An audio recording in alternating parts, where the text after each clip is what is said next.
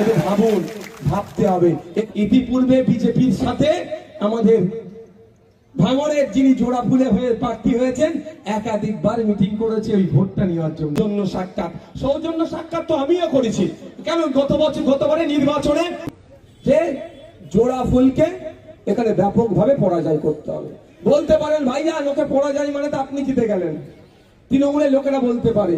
আমি স্টেজ থেকে বলছি 20টা প্রার্থী হয়েছে, আইএসএফ এর খামজি বামেদের সমর্থন নিয়ে আইএসএফ এর পক্ষ থেকে আমি খামচিহ্ন, আমাকেও ভোট দিতে লাগবে না।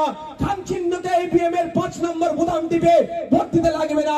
অন্তত এই নটোরিয়াস ক্রিমিনালটাকে হারানোর জন্য ওকে ভোট, অন্যজনকে ভোট দিয়েছে তার এই সার্টিফিকেটটা অন্তত রাজ্যের মানুষের কাছে যাক যে ভাঙড় কোনো নটোরিয়াস ক্রিমিনালকে জেতাবে না। এটাও অফার করে গেলাম। মানুষটা যে অত্যাচারে অতিষ্ঠ, ভাঙড়ের মানুষটা সেই অত্যাচারে অতিষ্ঠ হবে না। ভাঙড়ের মানুষ মুক্তি পাবে, সাথে সাথে ভাঙড়ের মানুষ ক্যানিং পূর্বের মানুষকে ওই নটোরিয়াস ক্রিমিনালের হাত থেকে মুক্ত করবে। দ্বিতীয় যেটা হবে সেটা হচ্ছে রাজ্যের মানুষকে ভাঙড় বার্তা দেবে, ভাঙড়ের মায়েরা বার্তা দেবে, ভাঙড়ের বাপেরা বার্তা দেবে, ভাঙড়ের বোনেরা বার্তা দেবে, ভাঙড়ের ছাত্র যুবকরা বার্তা দেবে যে যাকে তাকে ধরে নিয়েছে বোমা নেতাকে ভাঙড়ের মানুষের উপরে চাপিয়ে দিলে অতটা সহজ নয়। মমতা ব্যানার্জি তাকে বলছে তুই বোমা দিস, তাকে ভাঙড়ের মাথায় চাপিয়ে দিলে ভাঙড় মেনে নেবে না। ভাঙড় এখান থেকে নওশাদ সিদ্দিকীকে জিতিয়ে বিধানসভার মধ্যে পাঠাবে, কোন নটোরিয়াস ক্রিমিনালকে পাঠাবে না। টাইট করে ফেলা হবে, ভোট চুরি বন্ধ করা হবে, বুথ দখল বন্ধ করা হবে। আমি আপনাদের বলবো ভোটের আগের রাতে 4টে বোম মেরেছে, ভয় পাবেন না। ভোটের দিন সকালে 2টো বোম মেরেছে, ভয় খাবেন না। বাড়িয়ে আসতে হবে। এই দুর্বৃত্তদের বিরুদ্ধে গণতান্ত্রিক প্রক্রিয়ায় প্রতিরোধ করে তুলতে হবে। তাই আপনাদের বলবো, আপনারা আমাদের বুথ নেতৃত্বরা আছেন, বামেরা আছেন আমাদের সাথে, যদি কোনো বুথে ডিস্টার্ব হয় সাথে সাথে আমাদেরকে জানাবেন। কাউকে ভোট দান করতে বাধা দিচ্ছে, যেতে বাধা দিচ্ছে আমাদেরকে জানাবেন। আমরা আপনাদের কথা দিচ্ছি নির্বিঘ্নে ফোর্স পাঠিয়ে আপনাদের ভোটদানের রাস্তা ক্লিয়ার আমরা করে দেব।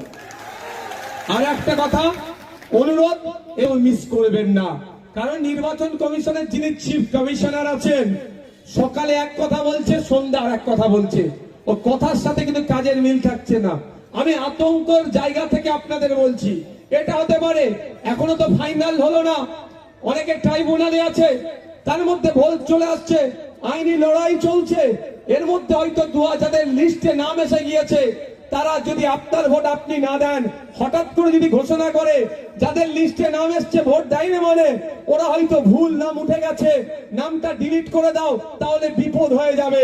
সুতরাং কেউ ভয় দেখাক, চমকাক, ধমকাক, সবকে উপেক্ষা করে আপনার ভোট আপনি নিজে যাবেন, নিজে গিয়ে ওখানে ভোট দিয়াবেন।